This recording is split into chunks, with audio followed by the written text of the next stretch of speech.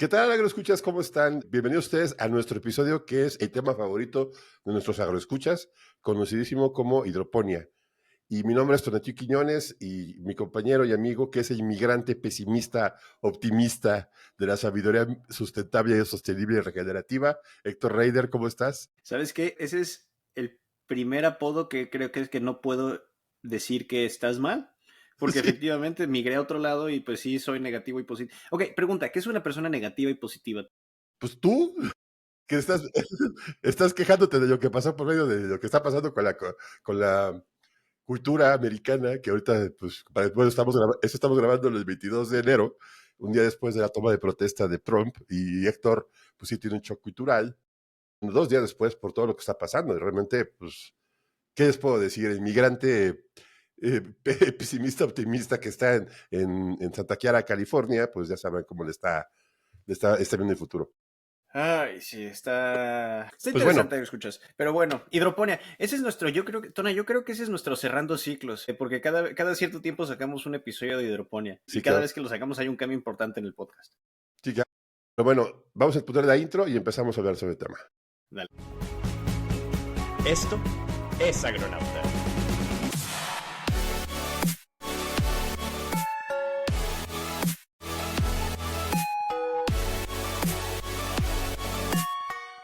Pues definitivamente, sí, como dice Actor, es a lo mejor un cambio de ciclo, pasan cosas diferentes. Creo que este es un tema que tenemos mucho tiempo platicando, desde que nos conocimos hablamos de hidroponía, hemos perfeccionado la técnica y pues ahora sí venimos a presumir nuestros logros y andamos de gorra que los dos, porque si nos Ya ven sé. pero bueno, sí se me hace un buen episodio de que vamos a hablar. Vamos a hablar de una técnica, como lo puede ver en el título, que se llama raíz profunda, raíz flotante, deep water, y pues esta fue una idea de Memo que trajo y que empezamos a desarrollar.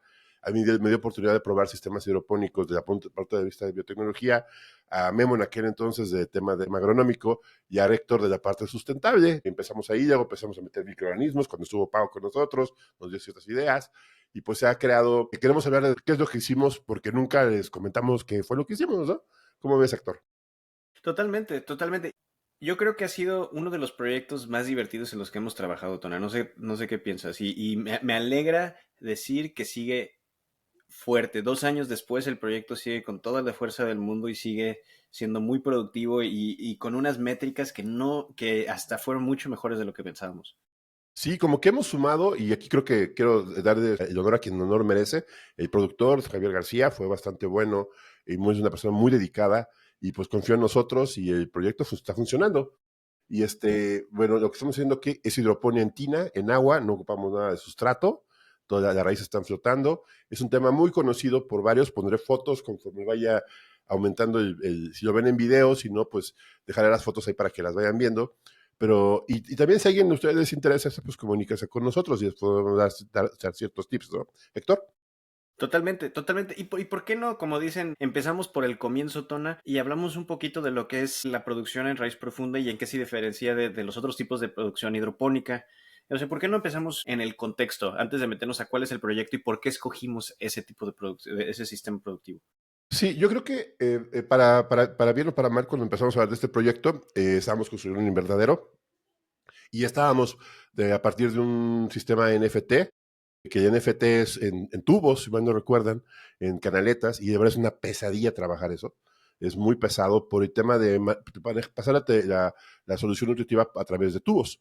Y eso trae como desventajas que sea un proceso lento, complicado, y aparte que el control microbiológico es un poco complicado.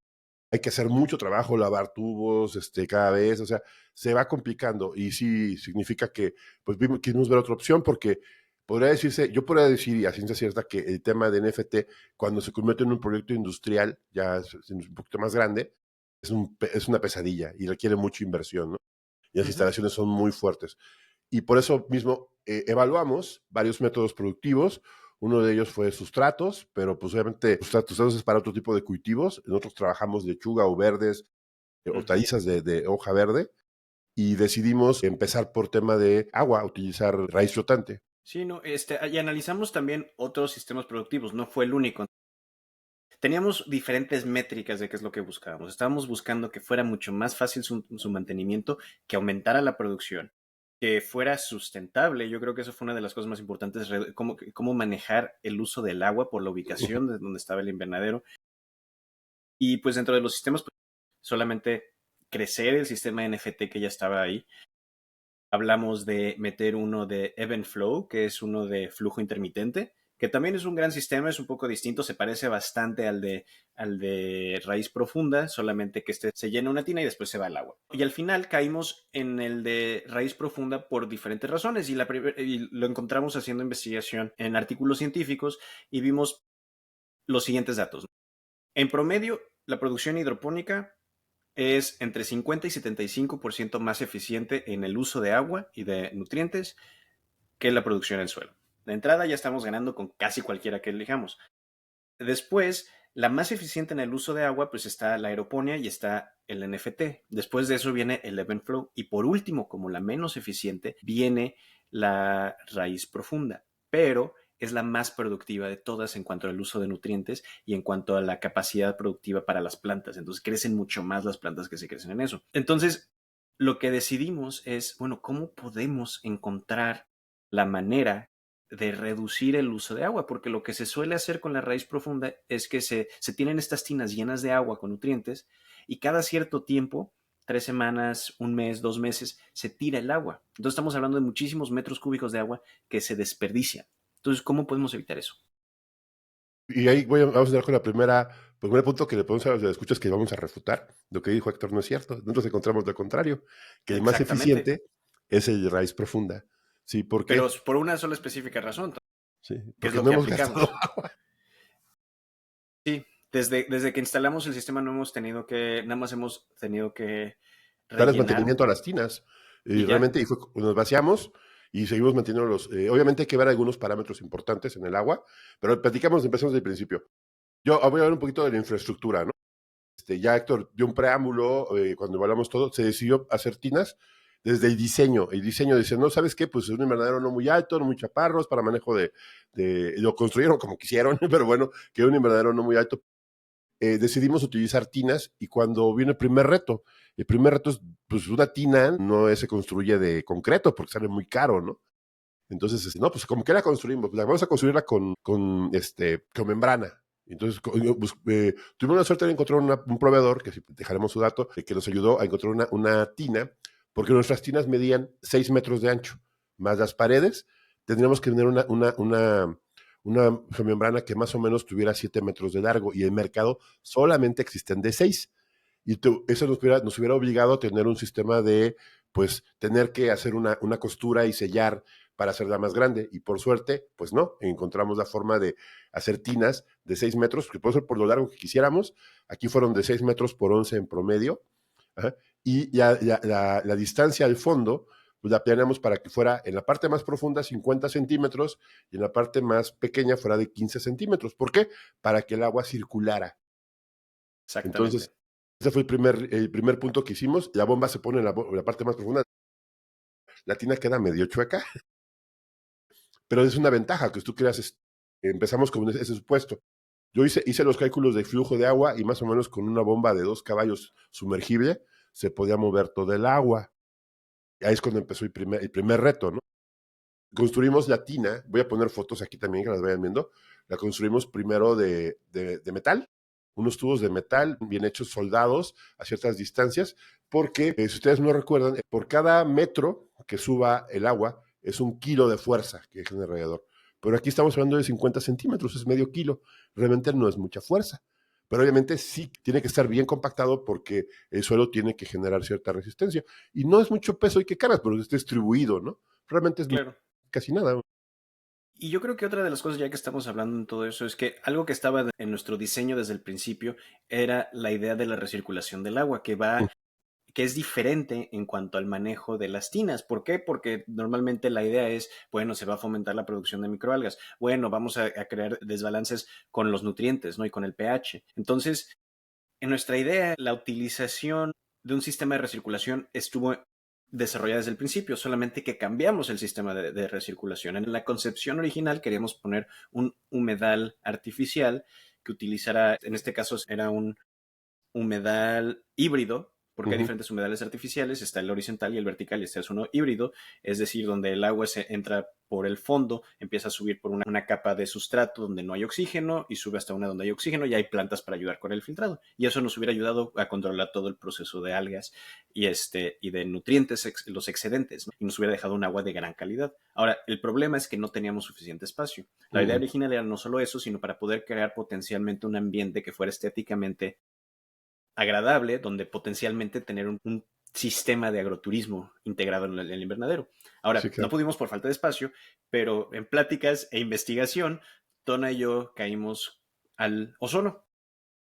Sí, eso fue bueno, realmente sí, un poco de cosas que hicimos, pero primero, antes que todo, la recirculación, cuando hice los cálculos para ver la recirculación, yo calculaba que el tiempo de recirculación dentro de la tina iba a ser de alrededor de media hora y no, fueron 15 minutos por el diseño mismo. Fue mucho más rápido de lo esperado. Mucho más rápido. También. Ahora bien, el tema muy fuerte que vimos ahí es la concentración de oxígeno, porque si tenemos áreas de anóxicas o sin oxígeno, eso iba a provocar que pues nuestro sistema se muriera. Entonces lo que decidimos fue que en el bombeo pusimos tubos Venturi.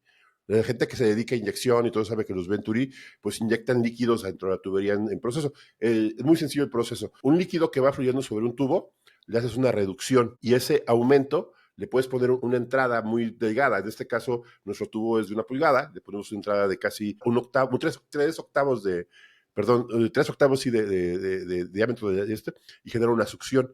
Y lo que hicimos fue, por ahí mismo podemos inyectar químicos, lo que quiera, pero inyecta aire. Aquí el punto que nosotros buscábamos es que nuestra concentración de oxígeno no cayera más abajo de las 4 partes por millón, porque eso pues puede provocar que las raíces se mueran. Y resulta que no logramos levantarla hasta 7 partes por millón, cuando el agua está bien cuidada.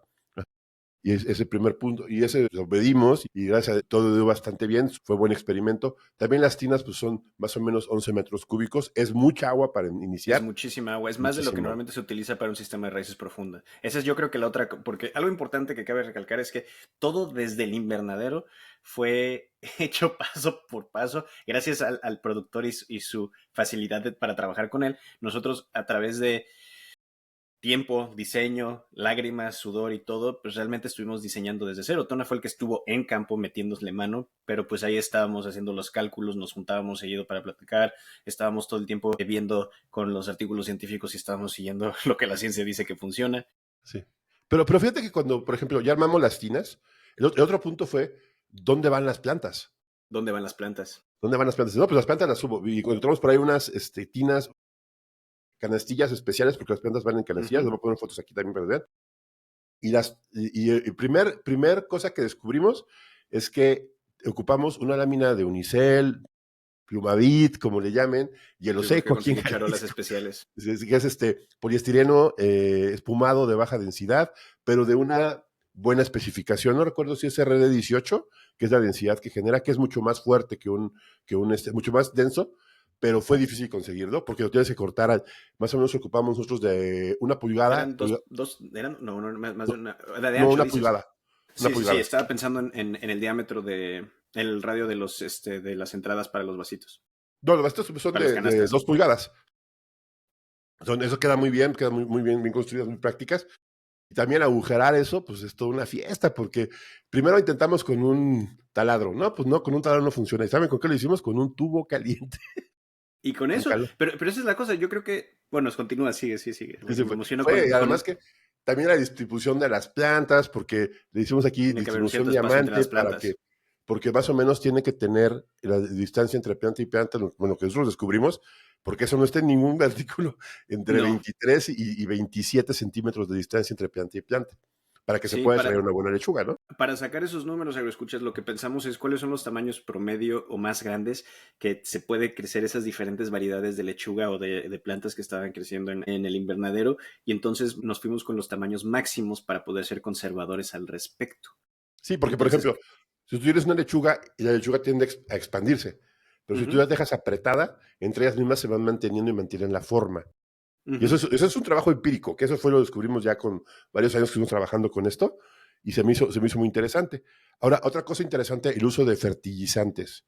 Eso fue, sí, Ese fue fue todo trabajo el de tema. Memo. Memo hizo la primera formulación, que ya la hemos ido adaptando.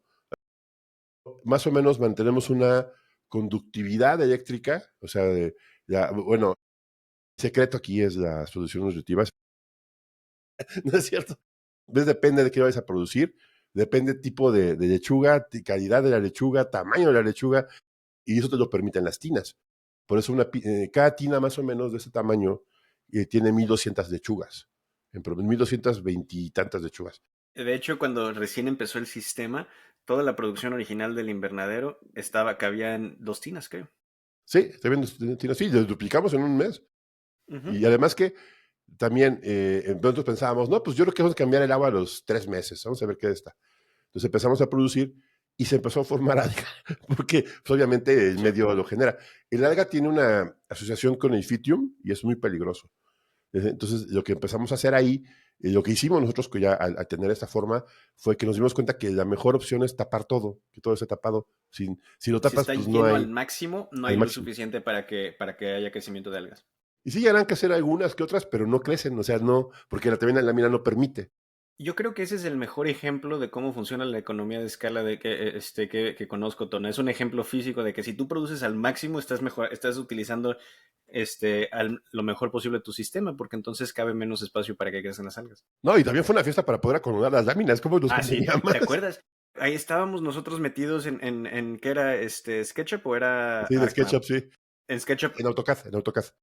En AutoCAD y en SketchUp ahí diseñando cuántas láminas nos caben por tina. De hecho, justamente eso es lo que influenció muchísimo el tamaño de las tinas también. Bueno, es que también la primera restricción fue la geomembrana, pues nos quedó para 6 metros y estuvo padrísimo porque no tuvimos que hacer Sí, costura. También, totalmente. imagínense que un tubo de estos, de geomembrana pesa 3 toneladas y moverlo, pues no son enchiladas. Y desenrollar la geomembrana fue toda una fiesta. Sí, me acuerdo que fuiste hasta Veracruz ¿cómo se llama tu herramienta? Es una extrusadora. La mandé para traer, Extrusadora. sí, para poder sellar las posibles fugas que tuviera, y sí, para eso la tengo. Que Uh-huh. tuviera la geomembrana, y sí, pues eso funcionó, fue un gran idea. Yo creo que aquí hay una cosa que tenemos que mencionar que es muy importante, que tuvimos la ventaja de que pudimos diseñar todo, agroescuchas. ¿Por qué? Porque las tinas fueron diseñadas también en función a cómo cabían dentro del invernadero. Fueron construidas especialmente para el invernadero. No hay ni una sola pieza en este sistema, fuera creo que de las canastas, que no haya sido diseñada Sí, claro. desde cero. Y también, bueno, Hasta ahorita el invernadero. ya habíamos oxígeno, método productivo, y ahora ya cuando funcionaron nos dimos cuenta, y Héctor, esa fue la idea, aquí la lechuga, aparte del sistema de manejo del medio, que es el agua, todo esto, tiene otras condiciones importantes.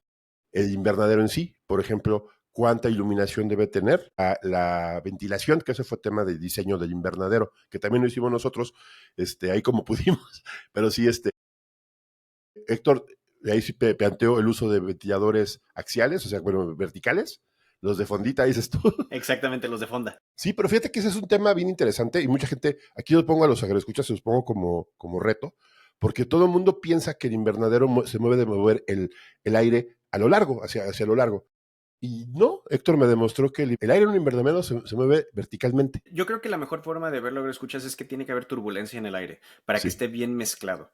Entonces, imagínense una tina y si hay mucha agua caliente de un lado y la empiezan a mover en círculos, sí se calienta la tina, pero lo que se crean son desbalances en la gradiente de temperatura. Mientras que si tú lo estás moviendo así todo el tiempo, lo que creas es que en el gradiente de temperatura es más probable que lo tengas bien mezclado. Mezclado, sí. Sí, y además, y también para decirlo, si tú te compras un ventilador, y he tenido discusiones muy fuertes con ingenieros de diseño de aire, y te las he ganado porque dicen, no, pues es que, ¿cuánto te cuesta un ventilador de los movimientos verticales? O sea, horizontales, perdón. Pues un ventilador te cuesta 30,000, 40,000 pesos, más o menos, se lo escuchen, $1,500, $2,000, así lo escuchan por acá. Y con esa cantidad puedes mover cierta cantidad de pies cúbicos por minuto. Y con un ventilador axial que te cuesta, ¿qué te gusta? $75, $100, o sea, te Y si mueves quieres uno el industrial, te sale doble que de en unos 10,000 CFMs. pesos. Si quieres uno industrial, te sale que en unos 10,000 pesos en vez No, de pero no los. necesitas, porque realmente No, es todos demasiado estos grande, de hecho, uno demasiado grandes, industrial. necesitas unos de $100, o sea, de 2,000 pesos. De esos compras los que necesites, y si pones todo, te va a costar la cuarta parte o la quinta parte de lo que te puede costar un sistema horizontal. Y sí, mucha gente puede decir que sí, sí está bien, mejor mucho eficiente el horizontal, pero en costo-beneficio, un sistema vertical Y genera hasta más. en el uso energético también. Es que también la otra cosa con esos gradientes, y eso lo mencionamos hace tiempo cuando hablamos de una de nuestras Biblias de la producción en cerrada, que es el Plant Empowerment, el empoderamiento de las plantas. Gran libro, lo recomendamos mucho. Es que el problema de estos ventiladores de flujo horizontal es que al momento de crear esa gradiente, cuando tienes tus intercambios de temperatura, sobre todo en las noches, se presta mucho para que tengas suelos mucho más fríos con con techos, con zonas superiores del invernadero mucho más calientes. Y ese tipo de gradiente lleva a una producción de hongos. Entonces es por eso que es importante tener algo que pueda empujar el calor para abajo. Sí, claro. Esa es realmente la razón más básica. Necesitas de mover ese calor hacia abajo en las noches. O Sí, ese frío hacia donde lo necesites en el día. y también, y bueno, ya hablamos de infraestructura más o menos.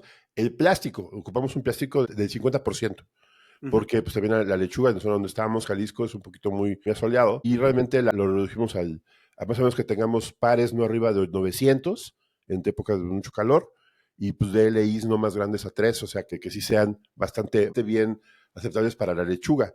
Y eso, pues, por ejemplo, si tienes muy poca luz, la lechuga roja no te da color, no se queda roja. No. Hay un método sencillo, escuchas, para poder calcular eso, que sencillo entre comillas, pero para que ustedes también lo puedan hacer. Entonces, para cualquier planta, y es muy sencillo, hay que investigar la historia de vida de ese tipo de esa planta, es decir, de dónde viene la variedad. Entonces, las lechugas, por ejemplo, vienen originalmente de climas mediterráneos, etcétera. Entonces, lo que se hace es que te vas a un mapa del potencial solar de esa zona, ves cuál es el promedio y comparas ese potencial solar, es decir, cuánta energía solar recibe en un día, en, lo comparas con el lugar donde lo tienes, donde tú vas a crecer. Y si es el mismo, perfecto, no tienes que pensar mucho eso. Si es mayor, entonces tienes que pensar en reducir por un porcentaje equivalente para que llegue al promedio, que es o ligeramente, o soleado, digamos. Porque ¿cuál es el equivalente para que estén felices tus lechugas o tu lo que sea? Y simplemente comparas y ves, bueno, tengo que reducir en tanto la cantidad de su luz o tengo que aumentarla en tanto la cantidad de luz para que estén en su ambiente ideal. Muy sencillo. Y es lo que hicimos. Y te digo, ese fue el primer tema que también lo encontramos aquí, que cuánta cantidad de luz necesitas. Uh-huh. Y también, ahora este es un tema muy importante, temperatura. Temperatura. Temperatura. A la lechuga le gusta realmente calientito, o sea, calientito, hablemos 25 grados, pero no más. Y Sí, no noches demasiado. de pies fríos, o sea, que llegue a una temperatura abajo de 17, del agua se mantenga estable, no le gusta muchos cambios de temperatura en el agua. Por eso mismo, me acuerdo que hicimos otro invernadero y el dueño me dijo, no, pues lo quiero hacer de concreto. Digo, yo no te lo recomiendo. De verdad, nunca lo he hecho, pero no. La hizo de concreto y cuando empezó el sol, el agua llegaba hasta 25 grados y no enfriaba. Entonces me dijo, Sí, ¿qué no. Y hacemos? adiós Seguimos con el raíces. enfriamiento. ¿Mande? Adiós raíces con eso. Sí, pues haces caldo de lechuga. Sí, sí. Tu pozole ahí bien hecho de lechuga. Eso es eso es algo que tienes que evitar, porque la lechuga en ese momento se muere, o sea, se muere arriba de Uh-huh. 25 grados de la raíz. Yo lo vi, y por ejemplo, el abrir las ventanas a mediodía es importante y cerrarlas en la tarde, para evitar el tema Y, de mucha humedad dentro del oye, invernadero. y Tona, antes de seguir con todo el tema del manejo de la infraestructura y del sistema, ¿por qué no terminamos de hablar del sistema? Porque no hemos tocado el tema de las tinas, hemos hablado sobre cómo lo mantenemos oxigenado, pero no hemos hablado del sistema de recirculación, que yo creo que es realmente lo que hizo que fuera una joya todo este sistema, que funcionara de manera tan genial. Le dimos hectáreas. No, bueno, dices tú, el tema de cómo se mueve el agua, obviamente de una bomba sumergible que está funcionando solamente para de noche, para un rato, Uh-huh. porque también la planta te requiere cierto tipo de descanso y vuelve a empezar en la madrugada, hace un ciclo, pero el agua más o menos, el flujo que estás generando, en este caso fue alrededor de, son 130, 240 litros por minuto y genera esta bomba. Con oxigenación, pues el flujo se reduce más o menos a 150 litros por minuto. Y la bomba está dando vueltas al agua. Y esto genera una gran turbulencia. Nosotros digo, nos dio mucha atención de que empezamos a bajar el pH y enseguida bajaba el agua, ¿no? Uh-huh. Y otro tema importante, ahorita vamos a hablar de insumos. El agua tiene que ser de muy buena calidad y hay que hacer un estudio previo porque ahí viene el balance. La ventaja que Exactamente. tuvimos aquí en Invernadero es que el agua era muy buena. Y no hay tanto problema. No se tuvo que meter mucho insumo para subir o bajar Sí, para el bajar pH. no era dura ni nada por el estilo. Ahora bien, esta generación de turbulencia y las láminas arriba genera que el agua se mueva bastante bien y no tuvimos broncas de estancamiento de agua en ninguna parte del sistema. También porque el sistema es pequeño, ¿no? Y la bomba, pues mueve todo el agua de forma muy regular. Y esa es Probamos la varios. importancia también de la gradiente del sistema, Tona, porque hay un movimiento natural, no es forzado por las bombas, entonces tenemos un movimiento natural hacia las bombas, lo cual es natural que el agua se mueva hacia algún lado, no es natural que se estanque. Además, también le agradezco a muchos maestros de fisicoquímica que eran bien terribles, que me enseñaron el movimiento del oxígeno en el agua. Y sí, es algo que logramos, porque obviamente la raíz se genera un movimiento de agua y se va manteniendo de una forma estable. Si tú le metes más oxígeno, más aire, se mantiene la concentración de oxígeno y se mezcla bastante bien con el agua. Por eso más o menos se mantiene en 7, 7.5 en condiciones de operación. Si tú paras la bomba, baja hasta 6, 5. Ya si lo dejas mucho tiempo de 4 para abajo, pero ahí es peligroso. Sí. Y yo creo que eso es lo interesante. Al crear este sistema sin luz, con un movimiento constante para que no se estancara, logramos controlar de manera bastante buena la producción de algas. Aún así vimos un crecimiento en algunos tipos de microorganismos, que ahí es donde entra otra de las siguientes soluciones, pero también por si acaso teníamos una redundancia que era el ozono, que ese el ozono lo probamos y nos ayudó muchísimo a reducir la cantidad de algas y de... El único problema que tiene los ozono es que es muy caro. Es muy caro. Por eso es una Muy caro. redundancia en el sistema, eso es lo que Sí, voy. muy caro. Y realmente no fue factible tenerlo. Además, a la misma compañía de ozono que le queríamos comprar un equipo más grande, dijeron, se hicieron patos, y ya la mera hora cuando dijeron, ¿sabes qué? No. Probamos agua oxigenada, tampoco funcionó, y realmente aprendimos a vivir con el fitium, que es la principal problema que tenemos en este. Y arriba, pues cenicilla, la cenicilla es el otro coco que tiene. Las plagas normales que ya van a ver, algún gusano que se mete por ahí, etcétera, ¿no? Pero en general el fitium sí es el gran terror de la lechuga en agua. Sí, hasta que intentaste unos cuantos Sí, microorganismos, si pero no mal primero vamos por recuerdo. la siguiente parte, vamos por insumos. Ok. Eso lo vamos a ver hasta el final, porque es la joya de la corona. Hablamos bien de tema bueno, ya tenemos un sistema Deep Water, las semillas, las plantas. Encontramos un buen proveedor y probamos Ujú, varias especies. Esto es bien importante hacerlo. Fue ujú. un proceso largo, porque a algunas plantas no Bastante les gusta largo. crecer en este sistema. Hay semillas dedicadas para hidroponía. Sí y no, porque Bueno, realmente las venden así. lo que mejor no funcionó fue la peletizada, que ya viene con un sistema, bueno, ya viene con un cierto antibiótico para crecer, y realmente son económicas, son de variedades bastante interesantes. La compañía que nos vendió fue una empresa que se llama Itzco, acá. Probamos de otras especies y la verdad no daban el ancho, o sea, se adaptaban. El ingeniero de ellos nos dijo, ¿sabes qué? Prueba esta, y nos dieron rosario de lechugas, hicimos pruebas y nos quedamos con varias, una romana, una francesa rizada, una roja, las babies, las mantequilla, y sí, quedaron, ya tenemos una buena variedad de lechuga que puede decirse que es de buena calidad. Ahora hablemos de tiempos. El tiempo de la germinación, nosotros manejamos de 0 días hasta 5 días para que la planta esté germinando. Sale del proceso de germinación y entra al proceso de plántula. En proceso de plántula se puede tardar 15 días, ya para que salga una plántula más o menos sana. En ese momento, pues estamos haciendo, todavía un poquito rústico, queremos aumentar la productividad en esa parte, y de ahí a cuando es plántula que pasa a la tina, en la tina se puede aventar alrededor de otros 15 a 20 días para lograr un peso promedio. El mínimo que estamos buscando son 350 gramos, pero hemos logrado pesos ya a los 50 días de alrededor de 700 gramos. O sea, sí hemos logrado buenos pesos. Que es un tiempo productivo para los que no estén acostumbrados a crecer lechuga, que es bastante rápido. Bastante rápido. Hemos reducido bastante el tiempo con este sistema. Sí, ahí Javier, el productor, bastante movido, bastante bueno. Claro. Sí, bastante bueno. Y la producción ha funcionado bastante bien. Y ya entramos a temas de administración de las tinas, que es todo un rollo. Ha sido muy difícil porque pues hemos tenido muchos contratiempos, enfermedades, caídas. Y ahorita como que ya se regularizó y ya vino la siguiente parte. O sea, hablamos de, como decía Héctor, la producción ya planeada. Por ejemplo, nuestro plan al principio era producir alrededor de 2.000 a 3.000 lechugas por semana. Ahorita tenemos más o menos como unas 3,000 lechugas por semana. Yo creo, y simplemente para un proyecto de este tipo, en una zona de 35 y 25 por 50, podemos llegar a producir hasta 4,000 a 6,000 lechugas por semana. Sí, muy, muy intensivo, pero se podría. Mucho trabajo, pero se podría. Y pues el precio de venta y la utilidad, pues sí está bastante interesante. Sí, sí, sí. Ya hablaremos más adelante sobre el tema de mercado, ¿no? Que es otro rollo, ¿no? Esa es la otra. Sí.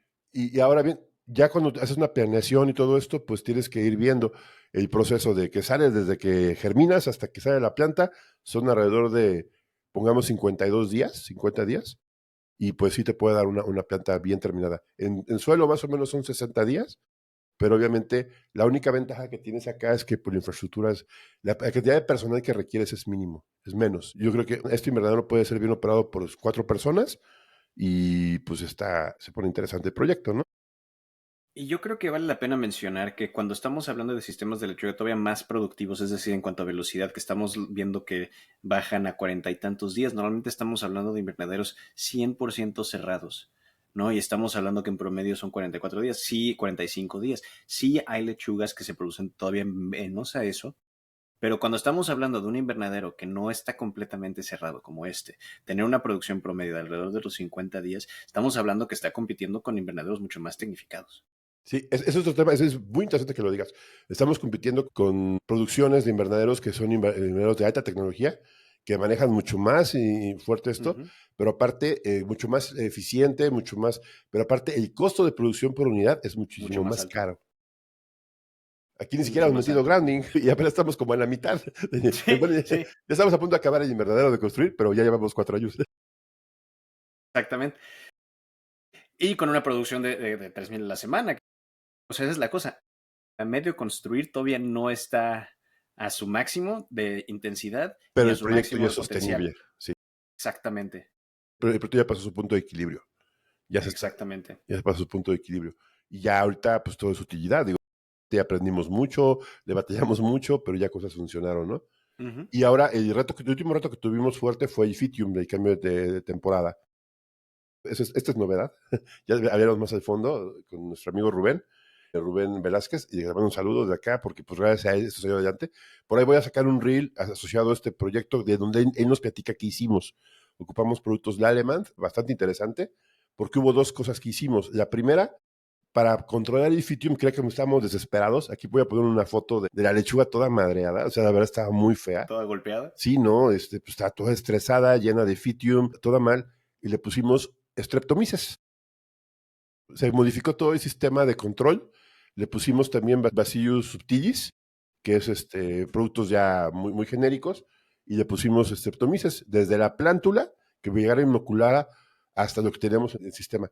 Y el proceso fue de que estábamos llorando porque no había lechugas, que habíamos perdido varios clientes porque no le podíamos dar, que en menos de un mes ya estábamos con lechugas sanas. Y ahorita que pasaron, ese problema fue en septiembre, ahorita tenemos invernadero lleno de lechugas que ya están todas vendidas, ya andamos en backorder, o sea, ya es un tema bastante interesante, ¿no? Sí, y ya podemos ver que sí hubo una mejoría muy fuerte en las raíces. Aquí les pongo la foto de cómo vamos ahorita, y el invernadero da muchísimo gusto verlo, que sí, descubrimos dos cosas también en estos años. Lo más peligroso en la lechuga en invernadero son dos cosas, de los cambios de temporada. Uy, sí. Temporada en agosto, que fue cambio de otoño, de verano a otoño, y ahorita viene el otro cambio, que es de entrada a la primavera pesada, que es final de la primavera para entrar a verano, temperaturas elevadas, ahí nos ataca muchísimo el fitium otra vez. Y otra vez empieza. La sinicilla y todo esto sí ocupamos agroquímicos, cada vez menos, porque el otro punto que ocupamos también, otro producto que fue la glicina betaína, para que la planta no estuviera estresada, para eliminar el estrés, un producto que se llama Osmo, y abre una cantidad muy pequeña, pero la lechuga abre los estomas, ocupa lo que tiene y mueve muy bien el calcio. Y eso fue lo que hice. Con este producto lo va a hacer. Y con eso fue la gran solución para lo que estábamos haciendo.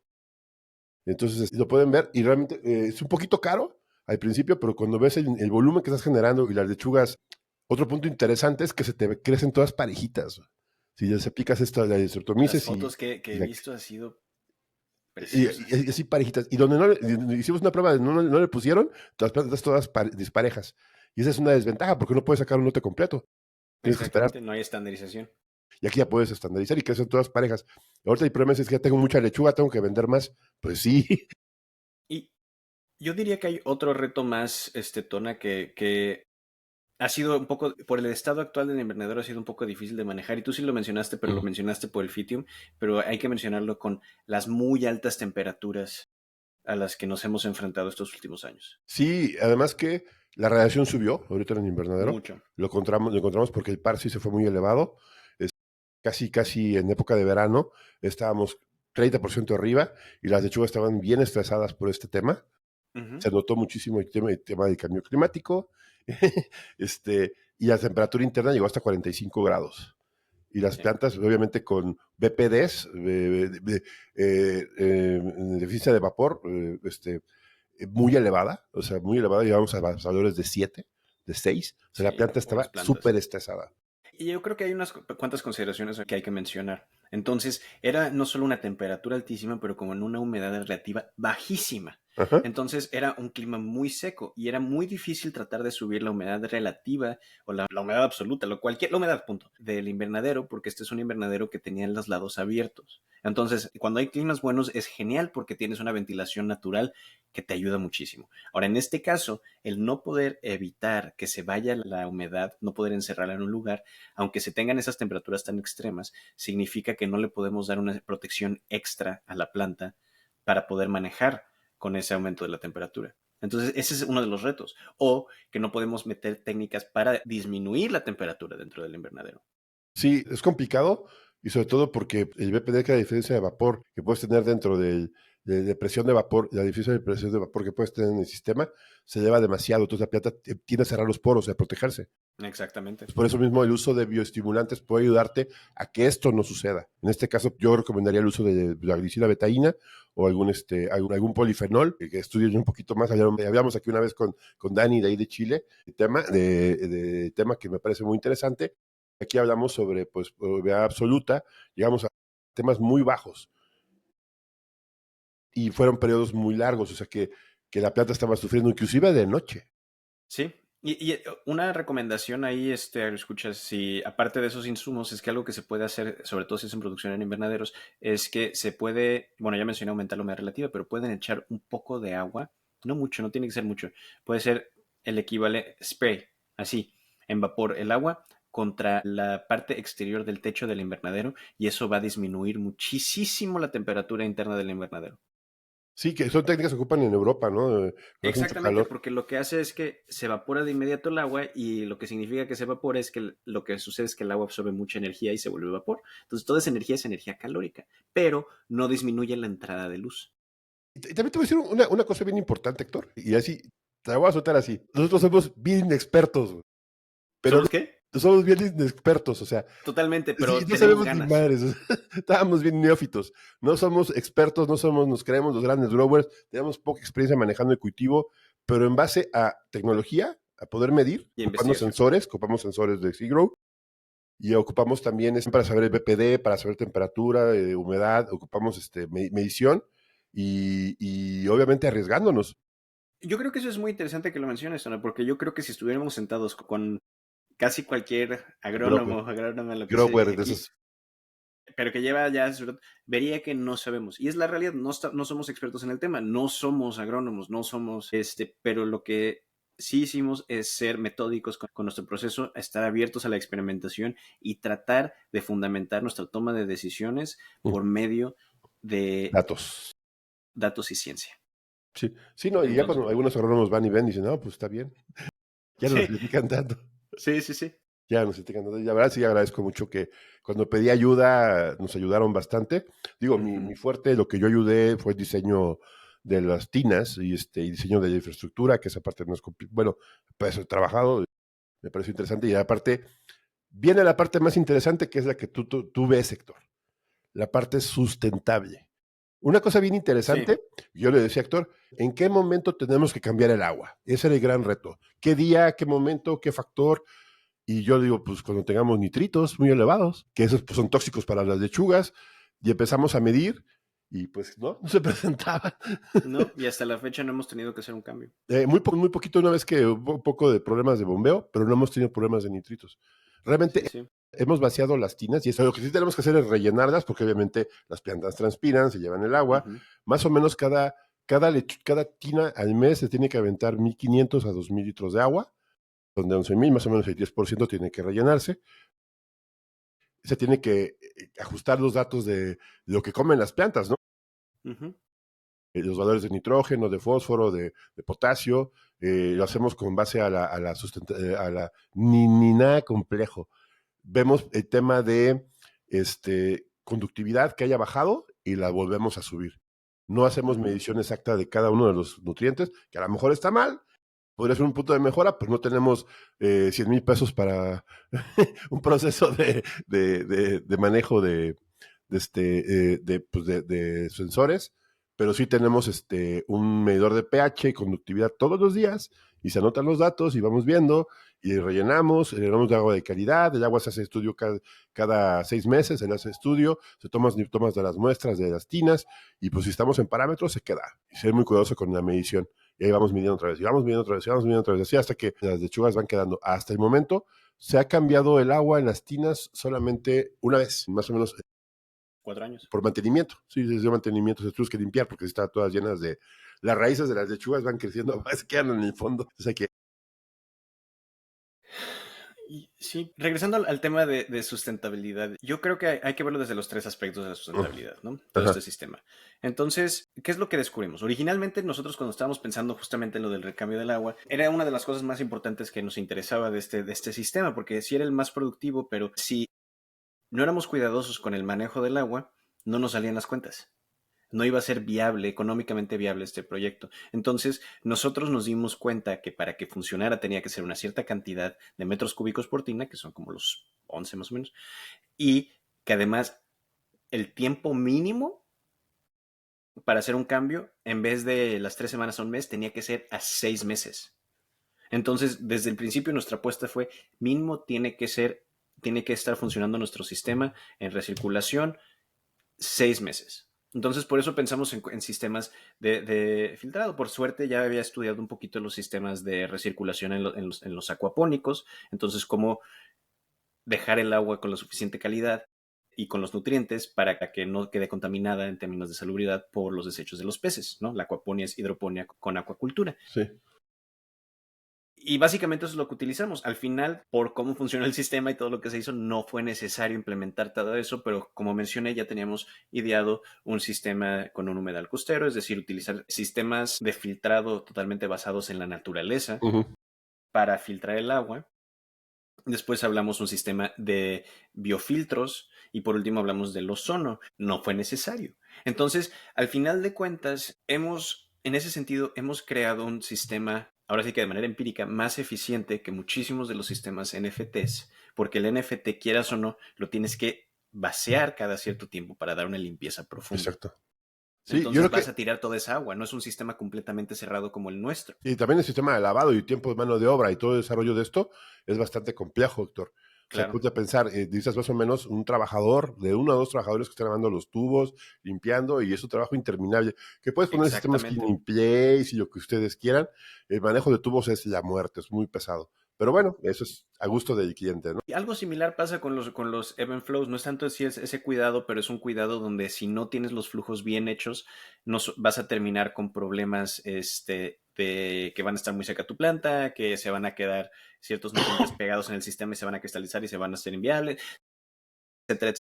Entonces, esa es una. Y la otra es que logramos hacer un montón de producción sumamente intensiva con una relativa cantidad de trabajo en un área muy reducida. Exacto. Y creo que hay muchas áreas de mejora, que sí tenemos que, obviamente, pues yo veo un proyecto y no dan un peso por el invernadero por fuera y todo eso, pero realmente está funcionando. Yo creo que aquí mejoras a futura, pues hay muchas. Sí, Por sí. ejemplo, queremos implementar un sistema de spray para que podamos bajar la temperatura del invernadero en verano. Es la primera. La otra queremos, pues, poner un sistema de obviamente mantener los plásticos, que es un tema importante. Ujú. Los plásticos, aquí es un tema que le tenemos que preguntar a Joel Hernández, que es experto en esta parte. híjole, hay que hacer que los invernaderos de los plásticos, cambiarlos es muy Es todo un costoso, tema. tardado. Entonces, aquí se maneja mucho querer pintarlos. Y pintarlos es una opción viable y es barata, ¿no? Te cuesta menos de 10,000 pesos y te ahorras mucho trabajo. Y ya con eso. Pero sí, pero tienen caducidad, ¿no? O sea, sí hay que cuidarlos. Y seguir cubriendo los lados, yo diría yo, ¿no? Porque eso podría ayudar al control de la cenicilla y de otro tipo de patógenos y el Sí, manejo fíjate de que en un tema invierno, que no sobre pudimos todo. hacer en este invernadero como fue construido fue automatizar las persianas. Eso yo hubiera estado feliz porque se puede automatizar todo y no se pudo. Pero sí, por ejemplo, el tema queremos meter iluminación, y eso estaría interesante, Iluminación. para hacerlo, o sea, iluminación artificial, porque podemos aumentar la productividad de la lechuga, yo digo que un 15-20%, si le metemos iluminación, es un tema que traemos ahí con unas lámparas. Vivero, queríamos agregar una parte de vivero que fuera un poco más productiva y más cerrada. Sí, un sistema de crecimiento automático de la plántula estaría padrísimo, pero todavía no nos da. En fin, el futuro pinta interesante. Creo que el sistema, pues podemos ir cerrando. Yo creo que para dar un dato más o menos, hemos calculado que para la producción de lechuga estamos alrededor de 1.2 mililitros de agua por lechuga. Eso es muy poca agua. Sí. Sí, es muy poca. ¿Y por qué no hablamos también de la parte económica? ¿De cuánto le pudimos restar al costo de todo el desarrollo del sistema? Pues yo creo que una inversión de este tipo, por no decirlo de este tipo, un invernadero así de complejo, si es una inversión fuerte al principio, hablamos independientemente de lo que cueste el suelo, pero ya con invernadero, tinas y todo, para poder arrancar está alrededor de los $50,000, o sea, $1,000,000 en promedio. O sea, y es algo, una lana. Podría bajarse a más, pero sí vale la pena yo he echado números y más o menos andaría en eso. Con ingeniería pagada, pues que nos tienen que pagar, ¿no? Pues no somos gratis. Pero sí, un proyecto de estos y queda pues un buen proyecto porque podría producirte alrededor de mínimo 3,000 a 6,000 lechugas por semana. Échenle números y si vale, salen las cuentas. Sí, sí. Eso y también que este sistema que nosotros utilizamos es en realidad mucho más, toda la producción salió mucho más barata que si hubiera sido todo estandarizado. Eso yo creo que es la cosa importante, que sí, a lo mejor son ese millón. Sí, claro. Y yo también, el tema de la mano de obra. Un sistema de un invernadero de este tipo, este invernadero lo operan 3 personas. 3 personas. Y en cambio, si fuera un de tubos, pues serían alrededor de unas 15 a 20 personas de trabajo en 2 turnos. Aquí se trabaja todos los días 6 horas, nada más. Y ya, es un horario y las plantas se quedan tranquilas. O sea, trabaja 6 horas y ya, se acabó. De lunes a sábado, los sábados mediodía, y todos tranquilos. O sea, es mucho más fácil de controlar un sistema de estos. Es una gran ventaja, ¿no?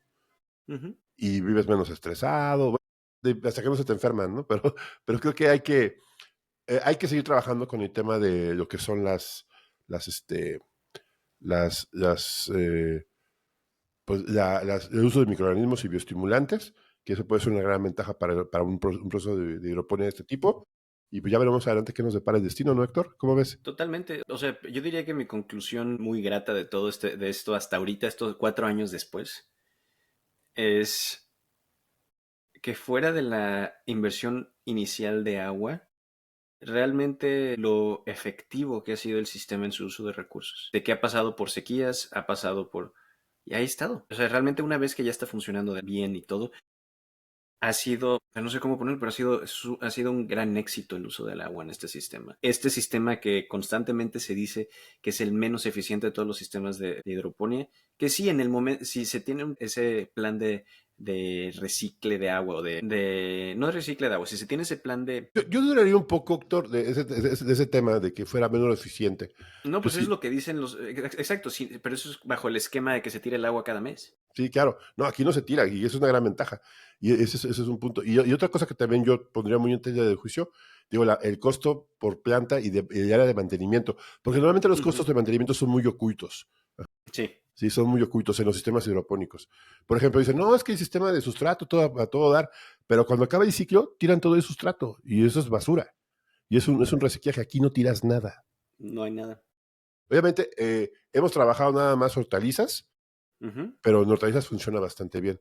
Y intentaremos algunos otros sustratos. A lo mejor estoy pensando fresa más adelante. Ya Puede veremos si ser. es necesario, podemos hacerlo. Por ahí estuve leyendo un paper de que está produciendo en sistema de raíz profunda fresa y se le pueden meter algunos bioestimulantes para que sea más rápido el crecimiento en vertical farming. Pues vamos a intentarlo acá, ¿por qué no? ¿Qué te parece? Sí, y yo creo que esa es de las otras cosas que, bueno, no hay que recordar, pero hay que saber de los sistemas de raíz profunda, es que es un sistema de bajo uso energético, que esa es otra gran diferencia al resto de los sistemas hidropónicos más tecnificados o más, entre comillas, eficientes, es que este es de muy bajo uso energético. Están saliendo papers, y para que vean que no estamos exagerando, que países como Egipto están utilizando justamente estos sistemas, ¿no? Aquí tengo un artículo del 2021 que es justamente que es en Egipto sobre el potencial de los sistemas de raíz profunda o deep water, está en inglés el artículo, para reducir el uso de agua, el uso, la productividad, no aumentar el uso, reducir el uso de fertilizantes y aumentar la productividad. Entonces, ¿por qué también reducir el uso de fertilizantes? Porque la cantidad de agua que tienen en comparación a los otros sistemas hidropónicos estabilizan el medio. Uh-huh. Entonces hay una mejor dilución de los nutrientes. Entonces hay menos variaciones de pH, hay menos variaciones de conductividad eléctrica. Sí, claro. Pues habría que verlo, digo, hay mucho que estudiar al respecto. Uh-huh. Y a mí me sorprende que sí sea un sistema difundido, pero no tanto. Porque obviamente el costo de las tinas es complejo, ¿no? Es una inversión. La inversión inicial es alta realmente, porque en cuanto a los recursos también, porque son muchos metros cuadrados de agua. Metros cúbicos de agua. También esos también. Sí, porque imagínate, son 11,000 litros, hablamos son 14 tinas, son más de 1,000,000 de litros. Más de 1,000,000 de metros cúbicos, es mucho, es mucho. Es bastante. Sí, son más de 100 metros cúbicos de agua, son 200 metros cúbicos de agua, muchísima agua, pero no tanta como en otros sistemas. Si no, ponte a pensar cuánto ocupa un riego de unos tomates en invernadero. Yo no quería tocar ese tema, pero Pero en promedio se ha visto que en los sistemas de hidropónicos más eficientes, la diferencia entre suelo y estos sistemas en el uso de agua es hasta 6 veces más. sí, claro. Y aquí puede ser que 10 veces menos. Sí. Sí, es lo que estamos peleando ahorita. Más o menos decían que 4, porque la lechuga, estamos alrededor de 1,5, 2 de litros de agua por lechuga. Claro, y además cuando estamos pensando que estamos hablando de 3,000, 4,000 lechugas, y si fuéramos a pensar en la extensión que se necesitaría en suelo para esa misma producción, estamos hablando de una cantidad bastante más de lo que estamos utilizando. Creo que ¿cuántos metros cuadrados de terreno estamos Aquí utilizando? es un cuarto de hectárea. Son 500. Cuarto de hectárea, imagínense. Entonces, que si estamos asumiendo que entre surco y entre lechugas estaríamos utilizando entre 30 centímetros de separación entre surcos por lechuga, más o menos, es bastante tierra. Hay también otra cosa, el desperdicio, Héctor. Pero cuando tú sacas una lechuga del suelo, casi se desperdicia la mitad. Aquí no. Se Aquí desperdician no. unas cuantas hojas del fondo. Unas cuantas hojas del fondo. Y es muy poco lo que Entonces sale. hay menos descarte.